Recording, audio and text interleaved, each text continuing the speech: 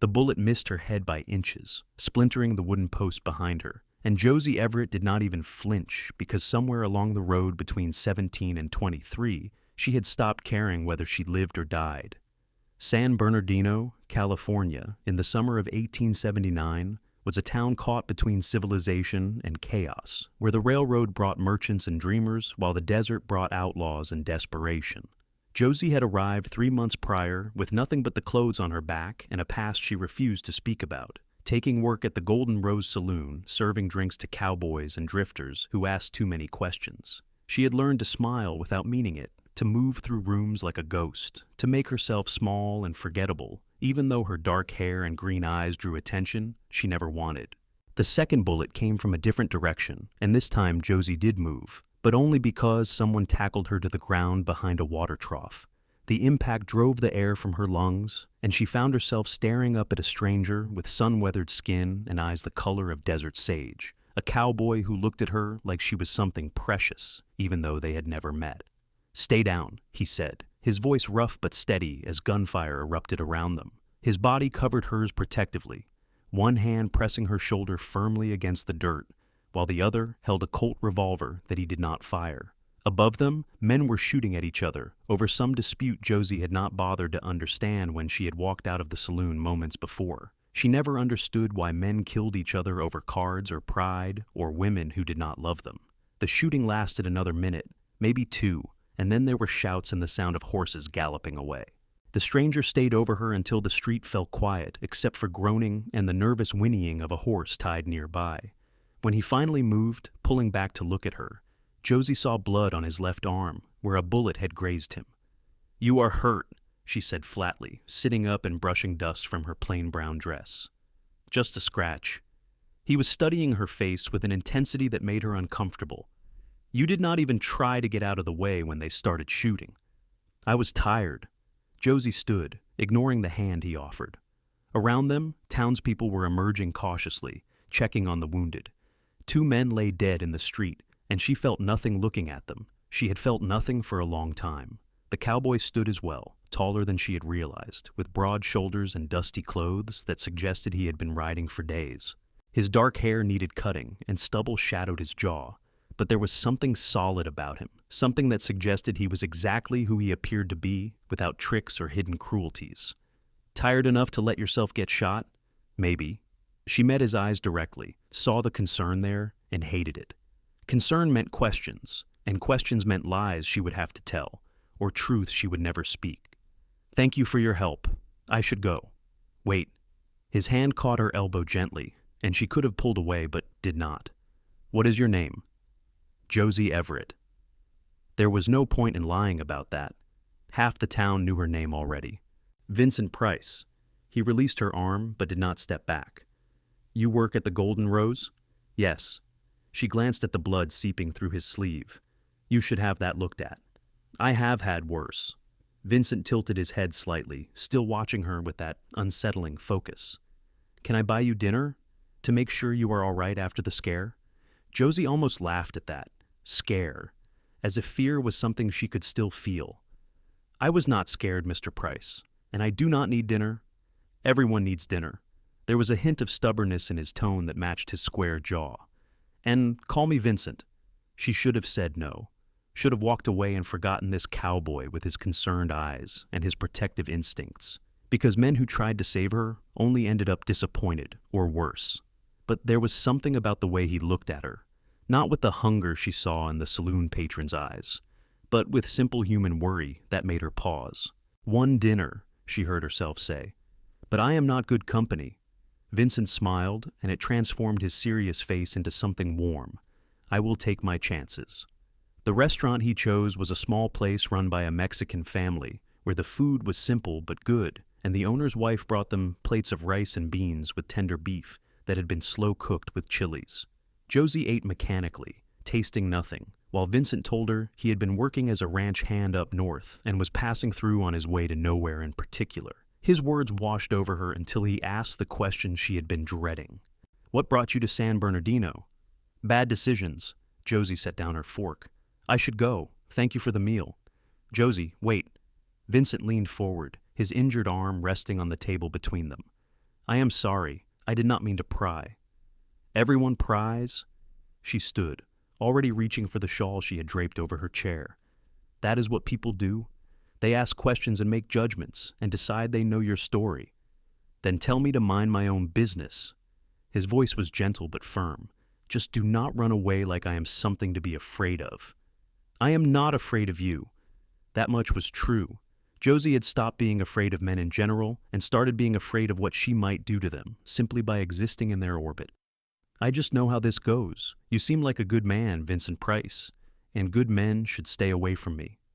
She left before he could respond, walking quickly through the darkening streets back to the tiny room she rented above the saloon. Behind her closed door, she sat on the edge of her narrow bed and stared at the water-stained wall, feeling nothing but a familiar emptiness that had become her constant companion. The next day, Vincent appeared at the saloon during the afternoon lull when only a few dedicated drinkers occupied the tables. Josie was wiping down the bar when she looked up and saw him standing in the doorway, hat in hand, looking entirely out of place among the stale beer smell and scarred furniture. "We are open," she said carefully, setting down her rag. "But if you are here to continue last night's conversation, you are wasting your time." Vincent crossed the room with an easy confidence, settling onto a bar stool. "I am here for a drink, whatever you have that is cold." She poured him a beer, watching as he took a long swallow and then grimaced slightly. "Not the best you have ever had?" "Not even close." But he took another drink anyway. Around them, the other patrons paid little attention, lost in their own miseries or schemes. "Do you ever get a day off from this place?" "Sundays." Josie wiped a spot on the bar that did not need wiping. "Why?" "There is a church social this Sunday. Picnic by the river, music, dancing."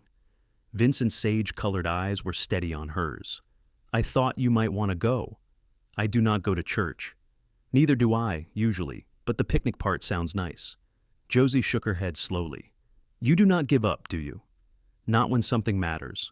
He finished his beer and stood, placing coins on the bar. "I will be there at noon on Sunday. If you decide to come, I will be glad to see you. If not, at least I will have tried."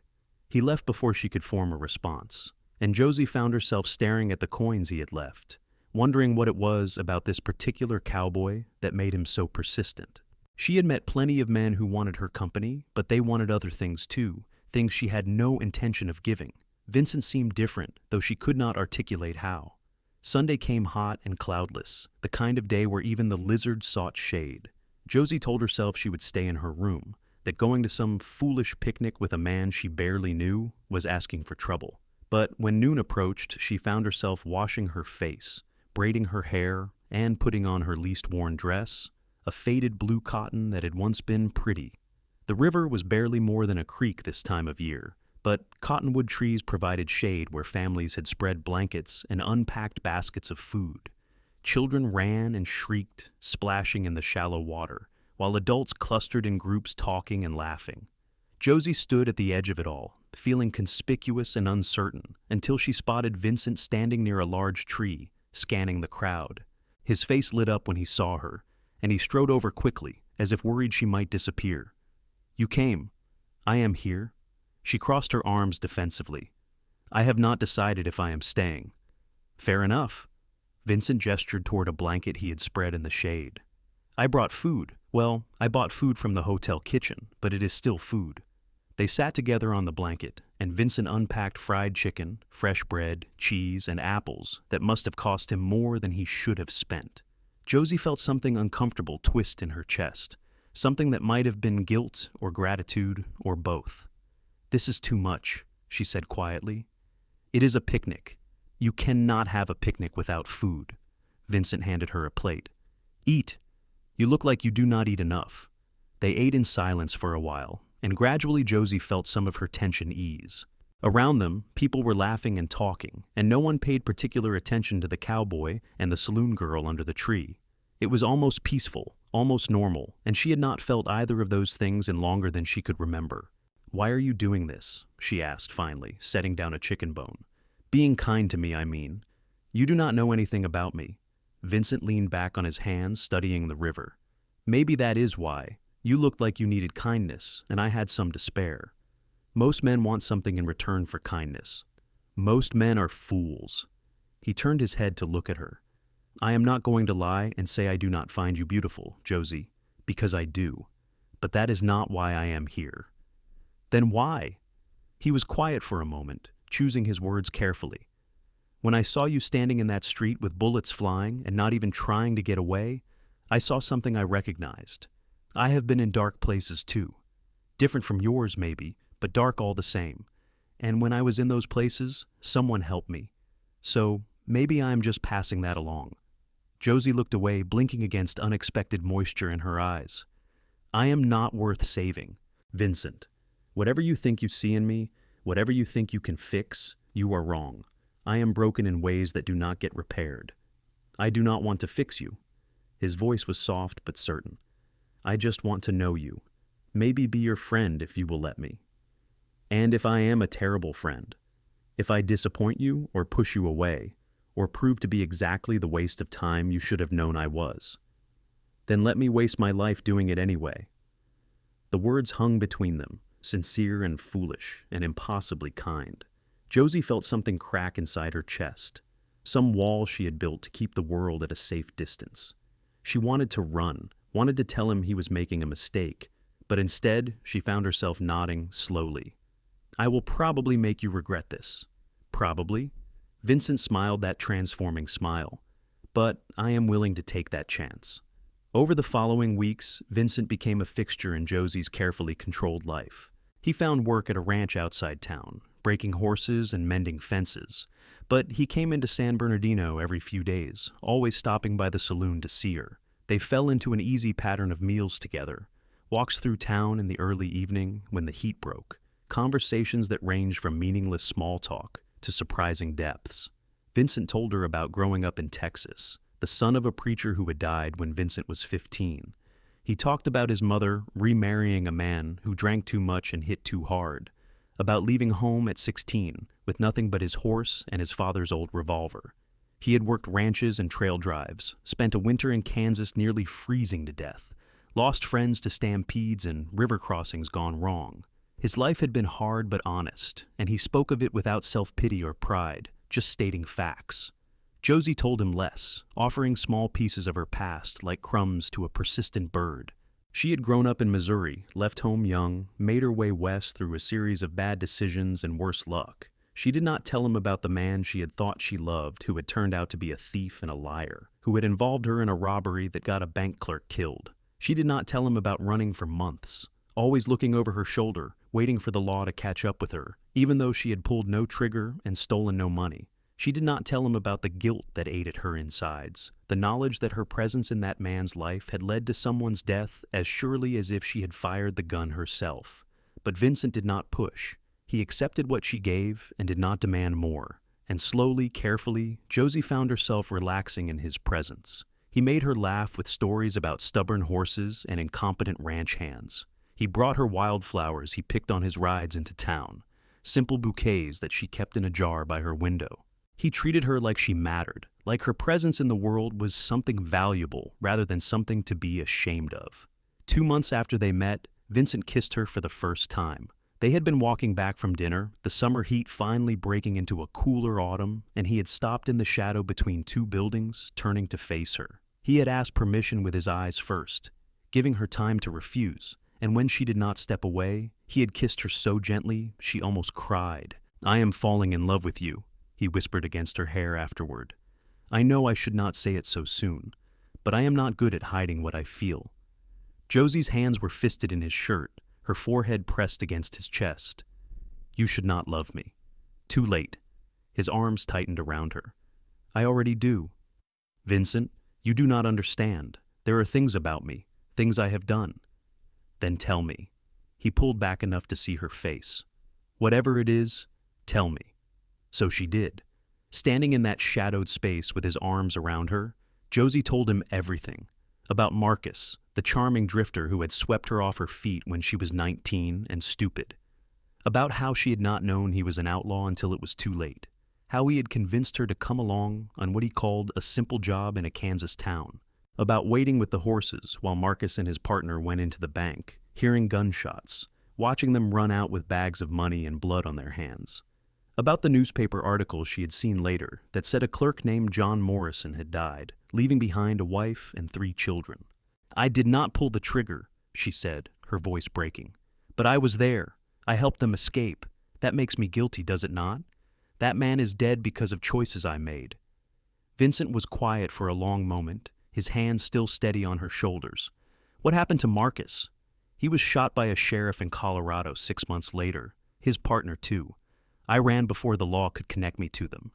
She forced herself to meet Vincent's eyes, needing to see the disgust she knew would be there. "So now you know, I am not some innocent victim.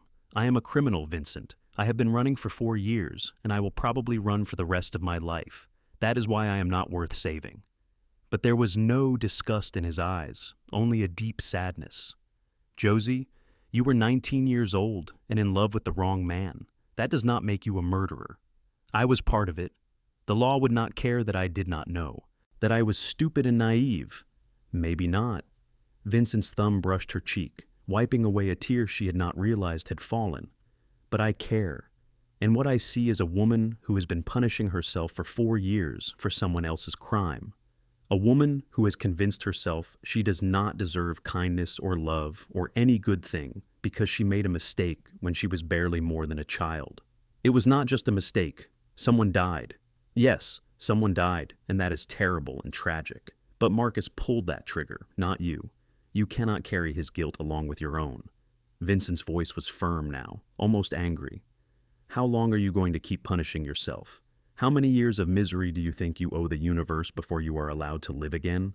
Josie shook her head, trying to pull away, but he held her gently in place. "I do not deserve to live again. I do not deserve you. That is not your decision to make." He leaned down, pressing his forehead to hers. "I know what I am choosing, Josie. I know who you are, what you have done, and I am telling you it does not change how I feel. I love you. Not some perfect version of you, but the real you, scars and mistakes and all." "You are a fool," she whispered. "Then let me waste my life being a fool for you." He kissed her again, deeper this time, and Josie felt something inside her begin to break apart. All the careful walls she had built starting to crumble. She kissed him back desperately, clinging to him like he was the only solid thing in a spinning world. They stood there for a long time, holding each other in the darkness, and when they finally pulled apart, Vincent took her hand. "Come home with me tonight. Not for anything improper," he added quickly. "I just want to hold you. I want you to know what it feels like to sleep safe." Josie should have said no, should have protected him from the disaster she knew she was. But she was so tired of being alone, so tired of carrying everything by herself, that she nodded and let him lead her to the small cabin he rented at the edge of town. Inside, he lit a lamp and showed her around the single room that held a bed, a table, a stove, and little else. Everything was neat and simple, the space of a man who owned almost nothing but took care of what he had. Vincent gave her one of his shirts to sleep in, turned his back while she changed, then held the blanket up so she could slip into bed. He lay down beside her fully clothed, pulling her against his chest, and Josie felt herself begin to shake. All the fear and guilt and grief she had been holding back for years came pouring out in silent sobs that racked her body. Vincent just held her, one hand stroking her hair, murmuring wordless comfort until she finally exhausted herself and fell asleep in his arms. She woke to sunlight streaming through the window and the smell of coffee. Vincent was at the stove, frying eggs in a pan, still wearing yesterday's clothes. When he heard her stir, he turned and smiled. "Morning. Hope you like your eggs scrambled." Josie sat up, suddenly self-conscious in his shirt, her hair a tangled mess around her shoulders. "I should go. I have work." "Not for a few hours yet." He brought her a plate and a cup of coffee, sitting on the edge of the bed. "Eat first." They ate together in comfortable silence, and when Josie finally had to leave, Vincent walked her back to the saloon, not caring who saw them together. At the door, he kissed her softly. "Tonight?" he asked. "Tonight," she agreed. That night became a pattern. Vincent would wait for her to finish work, walk her to his cabin, hold her while she slept. They existed in a strange in-between space, not quite courting in the traditional sense, but something deeper and more profound. Josie felt herself beginning to trust in a way she had not thought possible, beginning to believe that maybe she could have something good despite everything. 3 months into their relationship, on a cold November evening, they were walking back to Vincent's cabin when they heard horses approaching fast. Josie's instincts screamed danger, and she grabbed Vincent's arm, pulling him into the shadows between buildings. "What is wrong?" Vincent whispered. "I do not know. Something feels off." They watched as 3 men rode into town, their horses lathered and tired. Even in the dim light, Josie could see the hard set of their faces, the way they carried their guns. They dismounted in front of the saloon, and one of them said something that made the others laugh, a sound without humor. "Outlaws," Vincent said quietly, "looking for trouble. We should stay out of sight." Josie was already backing deeper into the shadows, but Vincent caught her hand. "They are going into the saloon, your saloon. If they are what I think they are, people could get hurt. That is not our problem. Josie," Vincent's voice was gentle but steady, "you work there. Those are your people inside, even if you do not want to admit you care about them." She wanted to argue, wanted to say that she did not care about anyone except surviving one more day, but it would have been a lie. Martha, the older woman who cooked in the saloon kitchen, had been kind to her. Tom, the piano player, always made sure she got home safe on his watch. Even Frank, the owner, had never treated her as anything less than human, which was more than could be said for a lot of employers. "What can we do? There are 3 of them and 1 of you." "2 of us." Vincent squeezed her hand. Do you know how to shoot?" "Not well." "That is better than not at all." He led her quickly to his cabin, unlocked a trunk, and pulled out his father's old Colt and a Winchester rifle. He checked both weapons carefully, then handed her the revolver. 6 shots. Do not fire unless you have to, but if you do, aim center mass and keep pulling the trigger until they stop moving. Josie took the gun, her hand shaking slightly. "Vincent, this is crazy. We should get the sheriff." "Sheriff is in Los Angeles until tomorrow. By then it might be too late." He loaded the rifle, his movements quick and practiced. "I am not going to let people get hurt if I can stop it." They moved carefully back toward the saloon, approaching from the side where shadows provided cover. Through the window, Josie could see the 3 outlaws had spread out inside, guns drawn, terrorizing the patrons. One had Martha by the arm, laughing at something while she tried to pull away. Another was emptying men's pockets while the 3rd kept watch at the door. "We need to get their attention outside," Vincent said. "Draw them out where there are no bystanders." "How?" Vincent thought for a moment, then handed Josie the rifle. "Can you fire this into the air, just to make noise?" She nodded, taking the heavy weapon. Vincent positioned her at the corner of the building, then walked boldly into the street in front of the saloon. "Hey!" he shouted. "You men in there, time to move along." The response was immediate. The outlaw at the door appeared, gun raised. "Who the hell are you?" "Name is Vincent Price, and I'm telling you to leave these people alone." The outlaw laughed and called over his shoulder. "Got us a hero out here, boys." The other 2 came out, leaving the patrons cowering inside. They spread out in the street, 3 on 1, clearly not worried about a lone cowboy with a rifle. "You picked the wrong town, friend," the tallest one said. "Now you are going to die proving nothing. Maybe," Vincent's voice was steady, "or maybe you 3 are going to get smart and ride out while you still can. Or maybe we kill you and go back to our business." The tall one raised his gun. Josie did not think. She just raised the Winchester and fired into the air, the crack of the rifle splitting the night. The 3 outlaws spun toward the sound, momentarily distracted, and Vincent used that moment to dive behind a water trough. Gunfire erupted. The outlaws were shooting toward where the rifle shot had come from, and Josie dropped the Winchester, pulling out the Colt with shaking hands.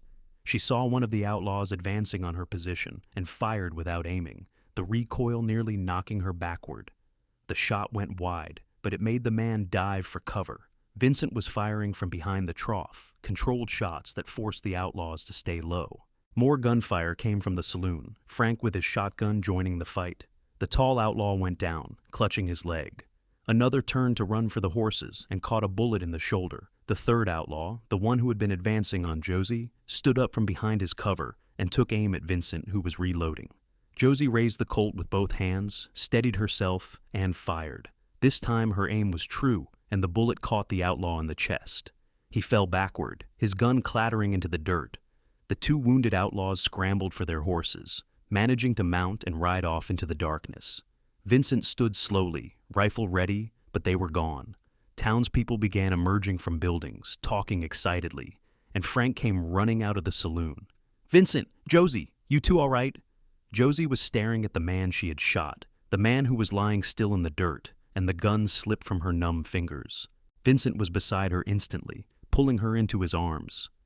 "It is okay," he murmured. "You are okay." "I killed him." Her voice sounded strange in her own ears. "I killed another man.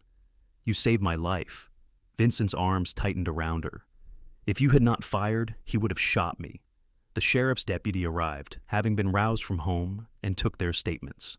The dead outlaw was identified as Jack Morrison, wanted for robbery and murder across 3 states. His partners would likely not survive their wounds if the deputy could track them down. Everyone agreed that Vincent and Josie were heroes, that they had saved the saloon and possibly lives. But Josie could not feel heroic. She felt hollow, standing in the street where another man had died, partly because of her, even though this time she had been trying to save rather than harm. Vincent took her back to his cabin, helped her wash the gunpowder from her hands, and held her while she shook. "The name," she said finally, her voice hoarse. "Morrison. Did you hear? His last name was Morrison." "I heard." Vincent stroked her hair gently. "Like the bank clerk, like the man who died because of what I did in Kansas. How is that possible? How can that be his name? It is not that uncommon a name, Josie. It is just a coincidence." "Is it? Or is it the universe reminding me that I do not get to escape what I did? That no matter what, I am always going to be responsible for Morrison dying?" Vincent pulled back to look at her face, his expression serious. "Listen to me. That outlaw would have killed me tonight if you had not shot him. He would have killed you too, probably, and then gone back to terrorizing innocent people. You did not choose violence tonight. You chose to protect people. That is not the same as what happened in Kansas, and you know it. Do I?" Josie felt tears sliding down her cheeks. "How do I know I am not just making excuses? How do I know I am not still that same stupid girl who helped men hurt people? Because that girl was naive and manipulated. You are a woman who has spent 4 years punishing herself, who tried to disappear because she thought she deserved nothing good. And tonight, despite all that fear and guilt, you stood up to protect someone you love. That is not the same person, Josie. That is someone who has learned and grown and become stronger." Josie wanted to believe him, wanted to believe that she could be someone different, someone worthy of the love he offered. But the image of Jack Morrison lying dead in the street kept replaying in her mind, mixing with the image she had created of John Morrison, the bank clerk, dying on a bank floor. Over the following days, the town treated Josie and Vincent like heroes. People thanked them, bought them drinks, offered them respect that Josie had never experienced before, but she could not enjoy it. Every time someone called her brave, she felt like a fraud. Every time they praised her for saving Vincent, she thought about the man she had failed to save years ago. Vincent watched her withdraw into herself, saw the light he had worked so hard to kindle starting to die, and it scared him more than any gunfight. 1 week after the shooting, he found her packing her few belongings into a worn carpet bag. "What are you doing?" he asked, though he knew the answer. "Leaving. I should have done it a long time ago." Josie did not look at him, just kept folding a dress with mechanical precision. "I bring nothing but trouble, Vincent. Everywhere I go, people get hurt." "That is not true. A man died because of me last week. A man died because he chose to be an outlaw, because he threatened innocent people and tried to kill me. His death is not on you, Josie. You do not understand." She finally turned to face him, and her eyes were dead again, all the warmth he had seen grow there over the past months gone. "I am poison. Everyone who gets close to me suffers. My parents suffered when I ran away. Marcus and his partner died because I brought them bad luck. That bank clerk died because I was there. And now you nearly died because I let you get close to me. When will it be enough? When will I have hurt enough people?" Vincent crossed the small room, taking the dress from her hands and setting it aside. "If you leave now, you will hurt me more than any bullet could. Do you understand that? You will get over it. You will find someone good, someone worthy of you, and you will forget all about the damaged saloon girl who wasted months of your life. Stop it." His voice was sharp now, sharper than she had ever heard it. "Stop deciding what I feel and what I deserve. You do not get to make those choices for me, Josie. If I want to love you, that is my decision." If I want to stand beside you despite whatever ghosts you are carrying, that is my choice to make. It is a stupid choice. Then let me waste my life being stupid." He was almost shouting now, frustration and fear making his voice crack. "You keep saying you are not worth saving, but you know what? I do not care. Even if you are right, even if loving you is the biggest mistake I could make, I would still choose it every single time. Because these past months with you have been the best of my life. Because you make me laugh and think and feel things I thought I had forgotten how to feel. Because when I look at you, I see someone brave and strong and beautiful who has survived things that would have broken a weaker person." Josie was crying now, silent tears streaming down her face. "I am not brave. I am a coward who has been running for 4 years. No, a coward would have let me die in that street. A coward would have kept running instead of telling me the truth about Kansas. A coward would not be standing here crying because she cares too much, not too little." Vincent cupped her face in his hands, forcing her to meet his eyes. "You are not poison, Josie Everett. You are not responsible for every bad thing that has ever happened near you. You are just a person, flawed and frightened like everyone else, trying to survive in a hard world. And I love you. I love you so much it terrifies me, and I am begging you not to leave. I do not know how to stop running," she whispered. "It is all I know anymore." "Then learn something new. Learn how to stay. Learn how to let someone love you." His thumbs wiped away her tears. "Learn how to forgive yourself, because Lord knows you have punished yourself enough for 10 lifetimes. What if I cannot? What if I am too broken? Then we will figure it out together. But you have to stay, Josie. You have to give us a chance." She looked at him, at this stubborn, kind, impossible man who had seen all her darkness and chosen to love her anyway. She thought about leaving, about running again, and for the first time realized that running had not made anything better. She was just as haunted in San Bernardino as she had been in Denver or Santa Fe or any of the other towns she had passed through. Geography could not save her from herself. "I am terrified," she said finally. "So am I." Vincent managed a shaky smile.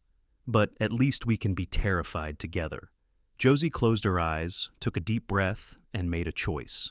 Instead of running, she leaned forward and let Vincent wrap his arms around her. She let herself be held, let herself be loved, and tried to believe that maybe, just maybe, she deserved it. The next morning, Vincent proposed. It was not romantic or planned.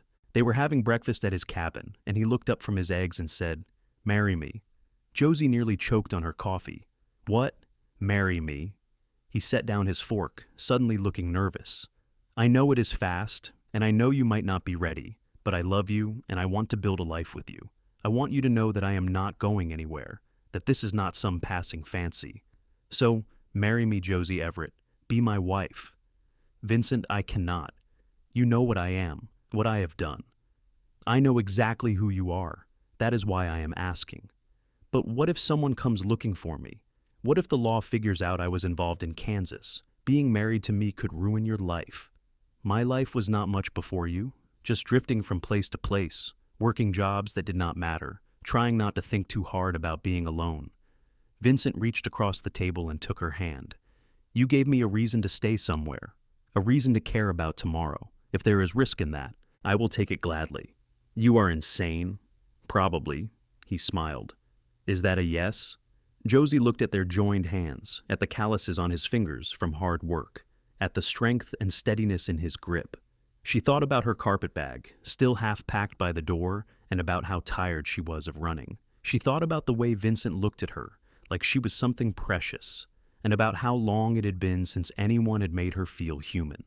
"Yes," she heard herself say. "Yes, I will marry you." Vincent's smile could have lit the whole town. He stood, pulling her up and into his arms, kissing her like she was air and he had been drowning. When they finally broke apart, he was laughing. "I did not think you would say yes." "Neither did I." Josie felt something unfamiliar stirring in her chest, something that might have been happiness. "When?" "As soon as possible, tomorrow, if the preacher will do it." The preacher would, as it turned out, and 2 days later, Josie found herself standing in the small church wearing a dress that Martha had altered for her, holding a bouquet of desert flowers, promising to love and honor Vincent Price for the rest of her life. Frank and Martha and Tom came as witnesses, along with a handful of other townspeople who had grown fond of the quiet saloon girl and the cowboy who loved her.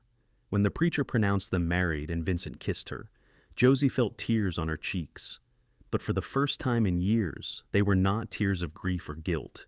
They were tears of cautious, fragile joy.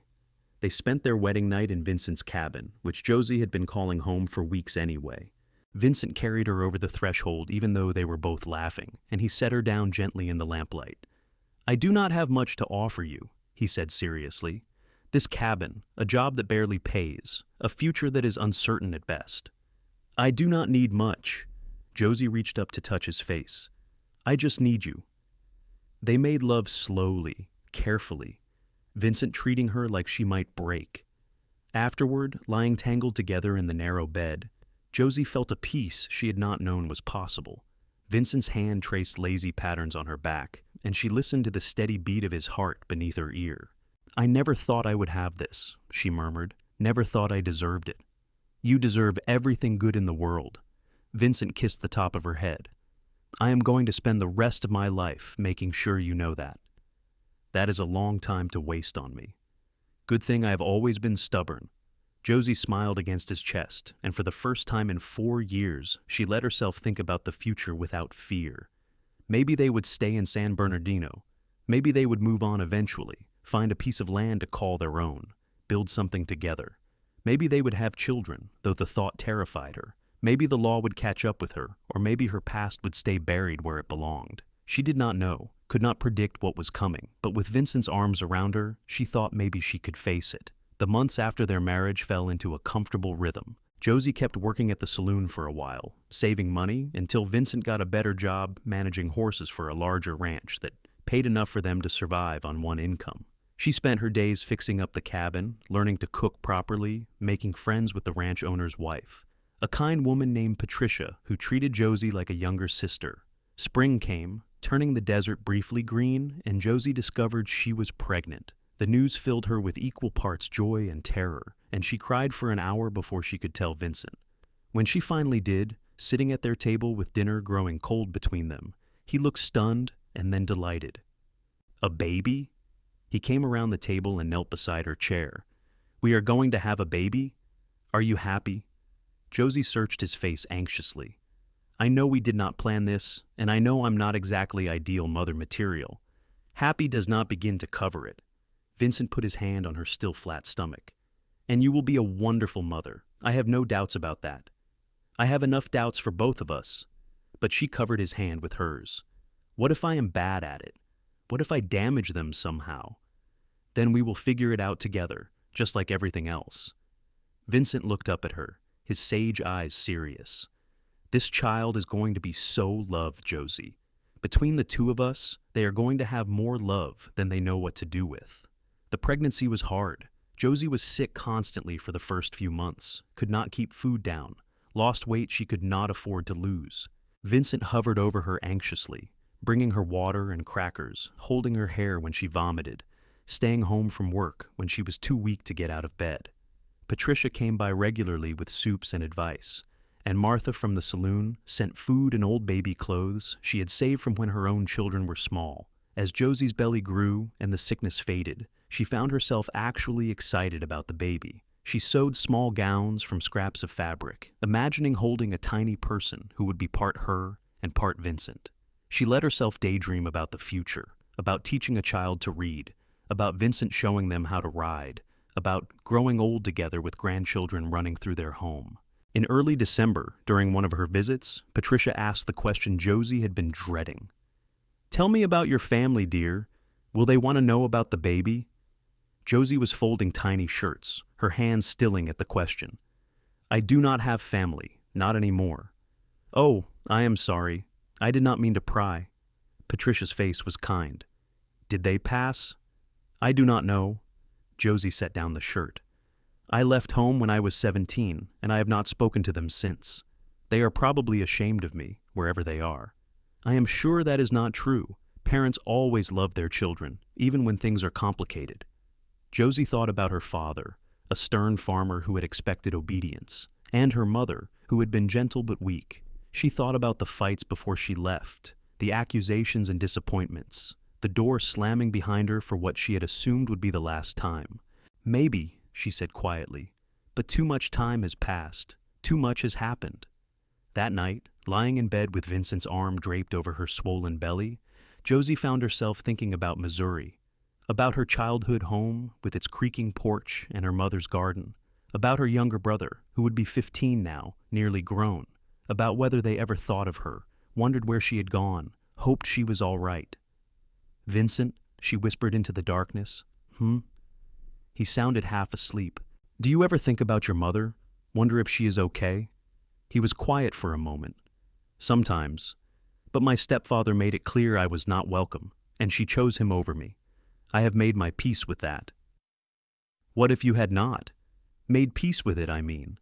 What if you still wondered?" Vincent shifted, pulling her closer. "Where is this coming from? Patricia asked about my family today, and I realized I have no idea if my parents are even alive, if they know I got married, or that they are about to become grandparents." She put her hand over Vincent's where it rested on her belly.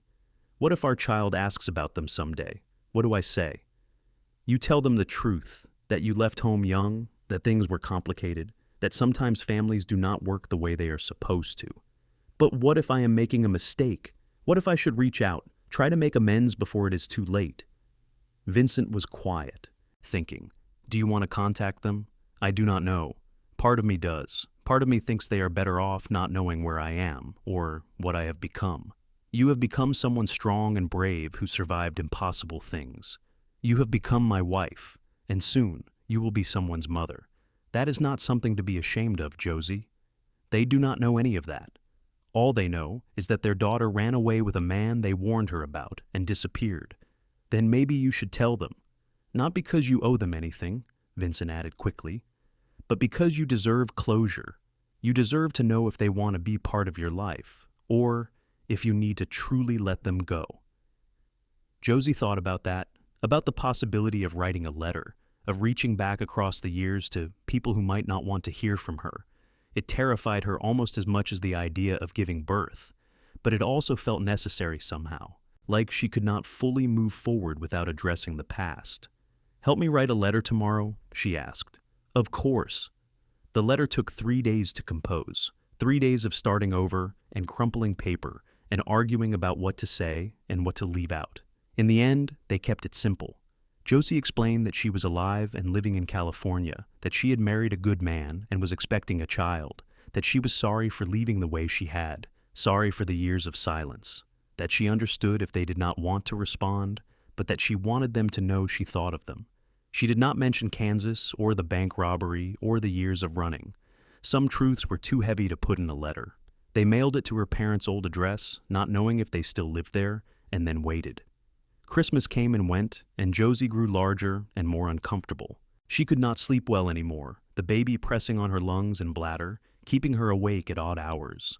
Vincent would wake with her, talking quietly about nothing important, rubbing her back when it ached. In mid-January, a response came. Josie stared at the envelope with her mother's handwriting for a full minute before she could open it.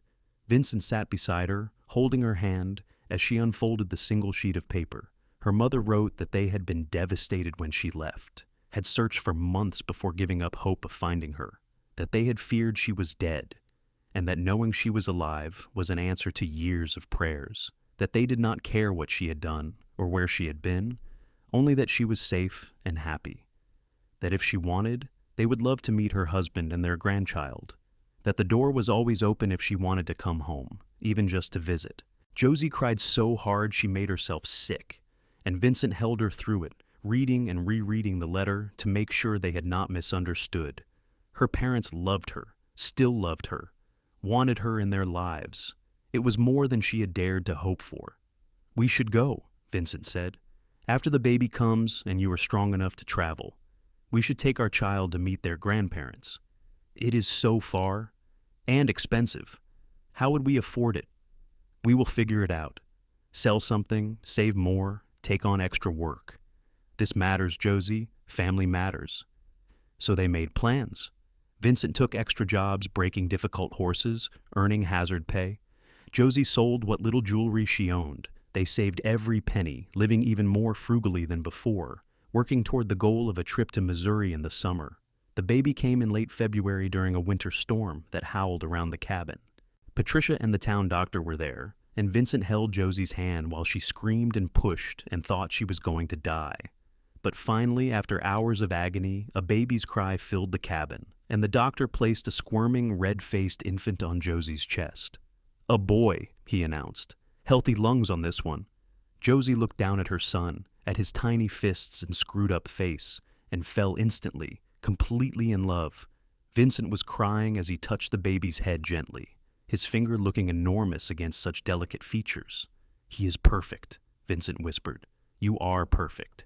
They named him William Thomas Price, after Vincent's father and Josie's brother. Little William nursed hungrily and slept fitfully, keeping them both awake for weeks. But Josie had never been happier, even exhausted and sore and covered in spit up. This tiny person depended on her completely, loved her unconditionally, and she marveled daily at the fact that she had helped create something so perfect. Vincent was a devoted father, walking the floor with William at all hours, changing diapers without complaint, singing off key lullabies that somehow soothed the baby when nothing else would. Watching him with their son, Josie felt her heart expand in ways she had not known were possible. By April, when William was 2 months old and Josie had mostly recovered, they began preparing for the trip to Missouri. The journey would take weeks by train and stage, and they packed carefully, bringing everything the baby might need, plus provisions for themselves. The morning they left San Bernardino, half the town came to see them off. Frank gave them extra money for the trip, refusing to take no for an answer. Martha packed food for the first leg of the journey. Patricia cried and made them promise to write. "You come back to us," she said fiercely, hugging Josie tight. "This is your home now." "We will come back," Josie promised. "This is just a visit." The trip was long and exhausting. William did not like the train, cried at the noise and movement. Other passengers complained, and Josie spent hours walking the aisles, bouncing the baby, apologizing. Vincent took turns with her, always patient, always supportive. They stopped in small towns along the way, when they needed supplies or when William needed a break from traveling. In Kansas, Josie grew quiet and tense, remembering the last time she had been in this state.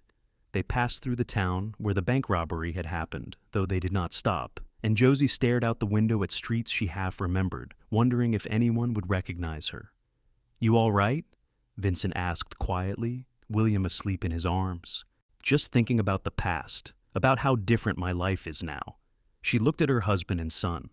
"I am glad I stayed, in San Bernardino, I mean. I am glad I did not run." "So am I." He shifted William to one arm and took her hand with the other. "More glad than I can say." Missouri in late spring was green in ways Josie had forgotten were possible, so different from California's desert browns and golds. As they approached her childhood home, her nervousness grew until she felt sick. What if her parents were disappointed in her? What if they saw through her attempt at respectability to the frightened, guilty girl underneath? But when the hired carriage pulled up in front of the familiar farmhouse and her mother came running out, all those fears evaporated. Her mother looked older, grayer, but her face lit up with joy as she saw Josie climbing down from the carriage. "My baby," her mother sobbed, pulling Josie into her arms. "My baby girl, you came home." Her father was more reserved, standing on the porch with his arms crossed, but there were tears on his weathered cheeks. Her brother Thomas, now a tall 15-year-old, hung back shyly, not sure how to greet a sister he barely remembered. Inside, over tea and cake that her mother must have been baking for days, they talked. Josie introduced Vincent and William, watched her mother coo over the baby, saw her father's face soften as he held his grandson. They asked careful questions about where she had been, what she had done, and Josie gave careful answers that contained enough truth to satisfy without revealing everything. They stayed for 3 weeks, and slowly Josie felt pieces of herself knitting back together. Her mother taught her family recipes, and they cooked together in the kitchen where Josie had learned to bake bread. Her father showed Vincent around the farm, the two men finding common ground in talk of horses and weather. Thomas warmed up to his sister gradually, eventually telling her shyly that he had never stopped hoping she would come back. One evening, sitting on the porch with her mother, while Vincent played with William in the yard, Josie found the courage to apologize for leaving. "I am sorry," she said quietly. For running away, for not writing, for all the worry I caused. Her mother was quiet for a moment, rocking gently in her chair. I am not going to say it did not hurt, because it did. But you were so young, Josie. Young and headstrong and desperate to see the world. We tried to keep you here when we should have helped you find your own path. You were trying to protect me. Perhaps. But sometimes protecting becomes controlling, and we cross that line. She reached over and took Josie's hand. What matters is that you are here now, that you survived whatever happened out there, and that you have built a good life. I can see it in your eyes. You are happy now, are you not? Yes. Josie realized it was true. I am happy. Then that is all a mother can ask for. When it came time to leave, there were more tears, but also promises to visit again and to write regularly. Josie's father slipped Vincent money for the trip home, refusing to take it back. Her mother packed food and gave Josie a quilt she had made, stitched with love and meant to keep her family warm in California. The journey home felt shorter somehow, even though William fussed just as much. They arrived back in San Bernardino in early June to find their cabin exactly as they had left it, Patricia having checked on it regularly. The town welcomed them back warmly, wanting to hear all about their trip. Life settled into a new normal. Vincent continued working with horses, earning a reputation as someone who could gentle even the most difficult animals. Josie took in sewing, making dresses and shirts for townspeople, building a small business from their cabin. William grew from an infant to a curious toddler, getting into everything, keeping them both constantly busy. On their second anniversary, Vincent took Josie back to the spot by the river where they had gone for their first picnic. Someone from the church had organized another social there, but they slipped away from the crowd to sit by themselves under the cottonwood trees. 2 years, Vincent said, pulling her close. Feels like longer and shorter at the same time. I know what you mean. Josie rested her head on his shoulder. Sometimes I can barely remember what my life was like before you. Other times it feels like we have always been together. Any regrets? She turned to look at him, at his beloved familiar face. Not a single one. You? Only that I did not find you sooner. He kissed her softly. But I will take whatever time we get. They sat in comfortable silence, watching William toddle around nearby, collecting rocks and leaves with intense concentration. Josie thought about the girl she had been, standing in the street not caring if she lived or died. She thought about all the years she had wasted punishing herself, convinced she deserved nothing good. Thank you, she said suddenly. For what? For not giving up on me, for seeing something worth saving when I could not see it myself. She took his hand, lacing their fingers together.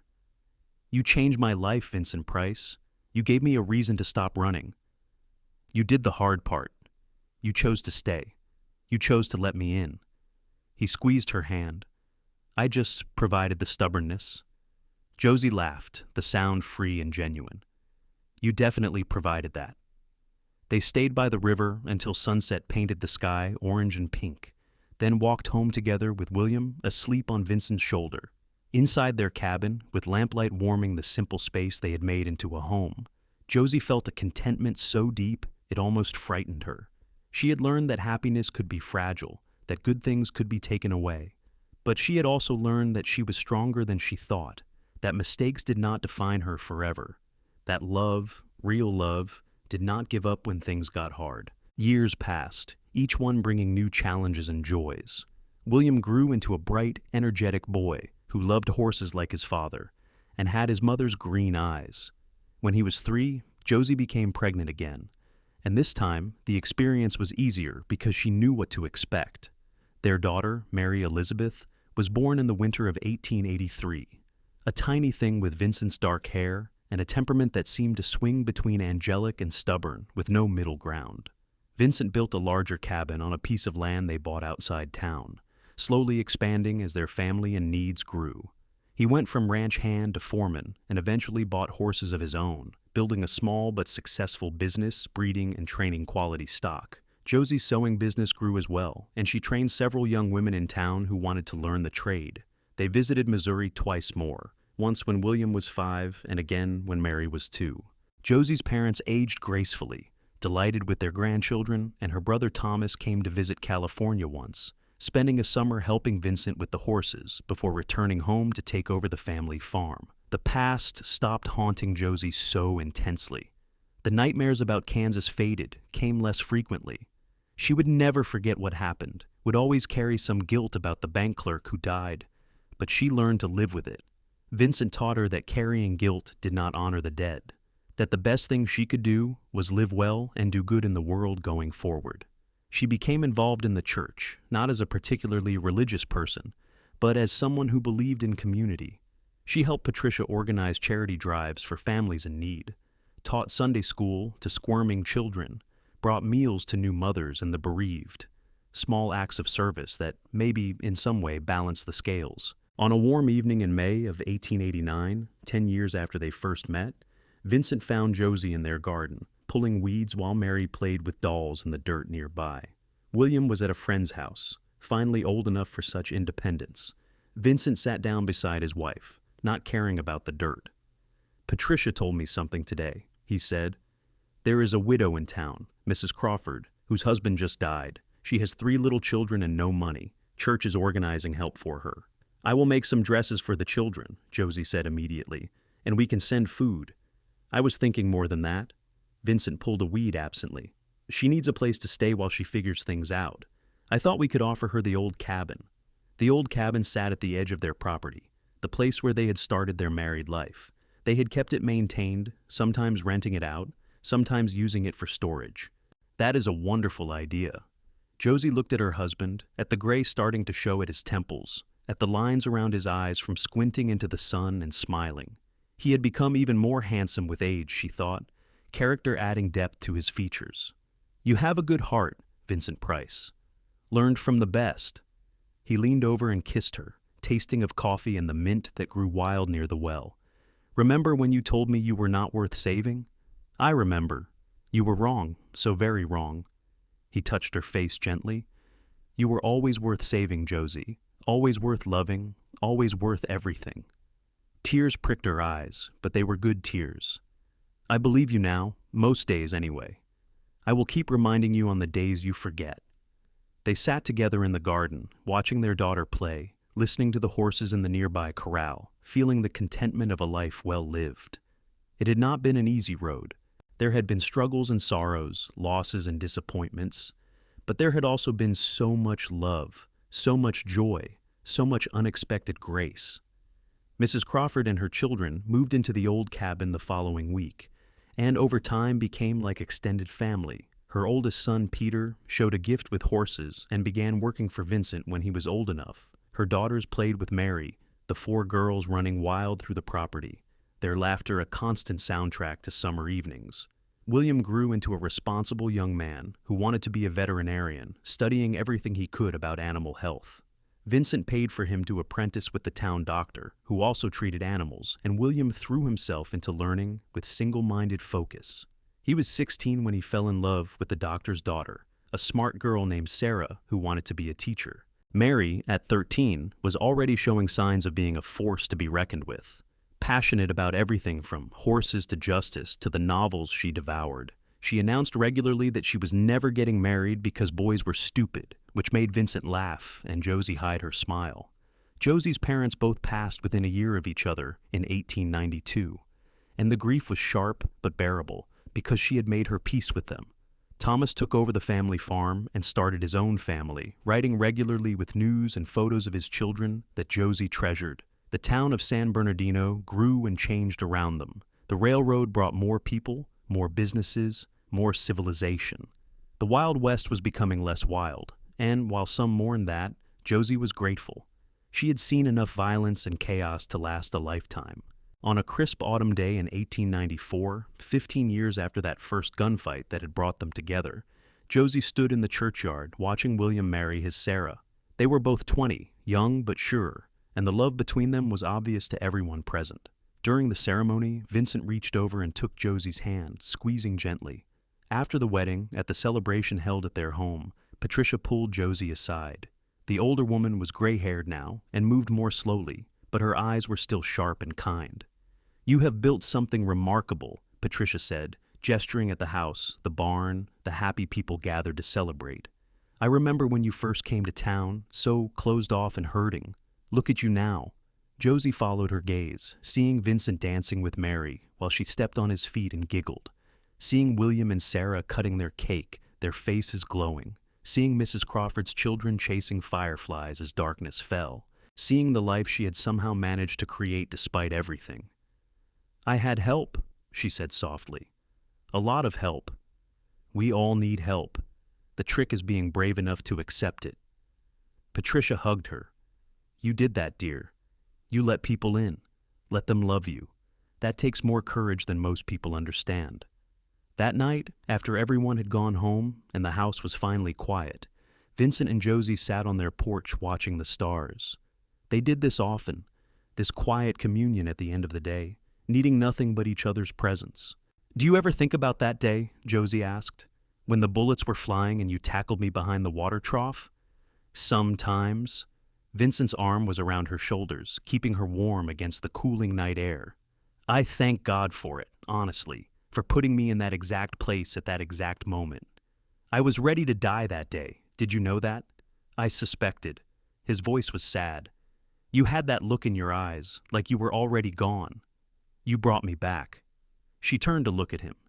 "When you said you would waste your life saving me, even if I was not worth it, something broke open inside me, or maybe broke open is wrong. Maybe something started healing."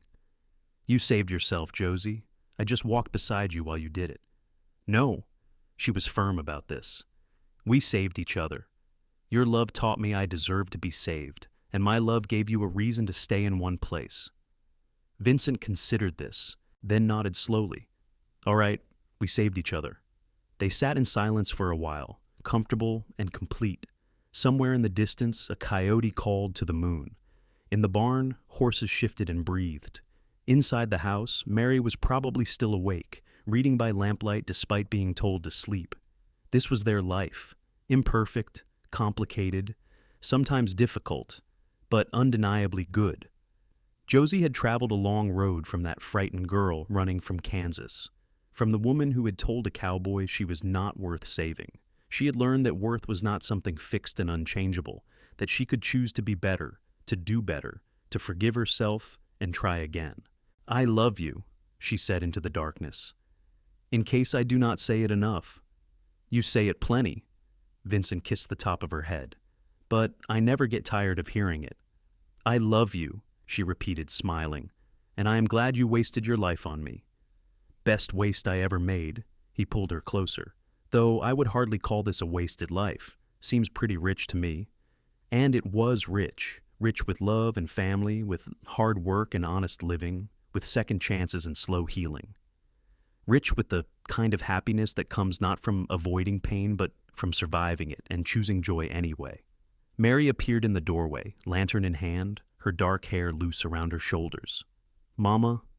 Papa? Are you coming to bed?" "Soon, sweetheart." Josie smiled at her daughter. "Just enjoying the night. It is cold out here." But Mary came and squeezed between them anyway, fitting into the space she had occupied since infancy. At 13, she was getting too big for this, but none of them cared. They sat together, the three of them, looking at stars that had witnessed everything, stars that had shone on Josie's darkest nights and her brightest days, on the girl she had been and the woman she had become. Years continued to pass, each one adding its own stories. William and Sarah gave them 3 grandchildren, bright-eyed babies that Vincent bounced on his knee, and Josie spoiled shamelessly. Mary eventually changed her mind about boys being stupid, falling in love at 18 with a teacher who shared her passion for books and justice. They married and moved to San Francisco, where Mary became involved in women's suffrage, writing passionate letters home about equality and change. Mrs. Crawford remarried a widower with his own children, and the two families blended happily. Peter, her son, took over more of Vincent's horse business as Vincent's joints grew stiff with arthritis. The old cabin became home to another family in need, and then another, a way station for people starting over. Vincent and Josie grew old together, their hair going white, their steps slowing, but their love deepening with every year.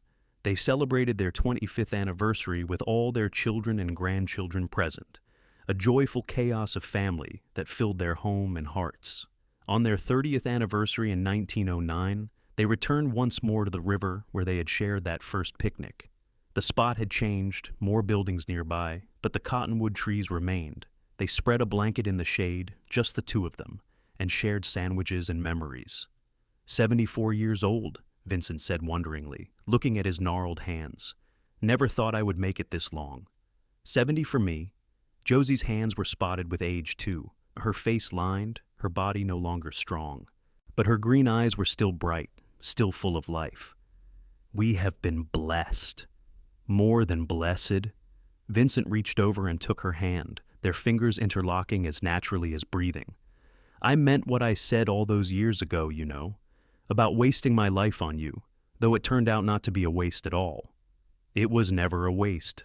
Josie leaned her head on his shoulder, fitting into the curve of his body, as she had done 10,000 times before. You gave me everything, Vincent Price. You gave me a reason to live when I had none. You gave me a family, a home, a life worth living. You gave me the same. His voice was soft, slightly breathless from the walk down to the river. Before you, I was just drifting. After you, I had purpose. They sat quietly, watching the water flow past, thinking about all the years that had flowed past with it. Josie thought about the woman she had been at, 23, broken and lost and ready to die. She thought about the moment Vincent had covered her body with his own, protecting her from bullets and from herself. She thought about every day since, every choice to stay instead of run, every moment of trust and love and painful growth. If you could go back, Vincent asked suddenly, back to that day in the street, would you do anything differently? Josie considered the question seriously. I would try to have more faith sooner, more trust in myself and in you. I wasted time being afraid when I could have been loving you more freely. You love me plenty. Vincent's thumb traced circles on her hand, and the fear made sense given what you had been through. What about you? Would you change anything? I would have told you I loved you sooner. That first night at dinner I already knew. Took me weeks to say it. He smiled at the memory. But no, I would not change the important things. Every moment, good and bad, brought us here. Here was a shaded spot by a river, two old people holding hands, surrounded by the evidence of a life well lived. Here was enough. They stayed until the sun began to set, painting the sky in shades of orange and pink, then slowly made their way back home. Their grandchildren were coming for dinner, and the house would be full of noise and laughter, and the particular chaos that only small children could create. Vincent died peacefully in his sleep 2 years later, at 76 years old. One moment, he was breathing beside Josie in their bed, and the next, he was simply gone, slipping away so quietly she did not notice until she woke to find him cold beside her. The grief was enormous, crushing, a physical pain in her chest that made breathing difficult. But it was clean grief, uncomplicated by regret or things left unsaid. They had loved each other fully for 32 years, had built a life together, had said everything that mattered. At his funeral, Josie stood before the assembled crowd, their children and grandchildren and friends, and spoke about the man who had saved her life by refusing to let her be less than she could be. She told the story of bullets flying and a stubborn cowboy who had tackled her to safety. She talked about his kindness, his patience, his absolute conviction that she was worth loving even when she could not see it herself. He told me once that he would waste his life saving me, she said, her voice strong despite the tears on her cheeks. But he did not waste a single moment. Every day with him was a gift, and I am grateful for each one. Josie lived 4 more years, long enough to see 2 more great-grandchildren born, long enough to watch Mary give a speech at a suffrage rally that made the newspapers, long enough to know that the family she and Vincent had built would continue growing and thriving. She spent her days surrounded by children and grandchildren who loved her, doing small tasks around the house, tending her garden, writing long letters to family scattered across the West. On a warm evening in May of 1915, 76 years old and tired in a way that sleep could not fix, Josie sat in her rocking chair on the porch and felt her heart simply stop. It was quiet and peaceful, exactly the way Vincent had gone, and she welcomed it. They buried her next to Vincent in the cemetery on the hill overlooking San Bernardino, the town that had been their home for 36 years. The headstone was simple granite with both their names and dates, and beneath it an inscription that William had chosen. They saved each other. People who had known them told their story for years afterward. The saloon girl who had nearly died in a gunfight and the cowboy who had saved her. How he had loved her despite her past. How she had learned to love herself through his eyes. How they had built something beautiful together out of broken pieces, proving that it was never too late to start over, never too late to choose life over death, never too late to believe you were worth saving. Their children and grandchildren and great-grandchildren carried forward the legacy of that love. They built their own families, made their own choices, carried their own scars and triumphs. But they all knew the story of Vincent and Josie, knew that they came from people who had survived impossible things and chosen each other anyway. The old cabin where Vincent and Josie had lived still stood for decades, eventually becoming a landmark. Families continued to live there, people starting over who needed a place to heal. It became known as a lucky place, a place where second chances were possible, where broken people could become whole again.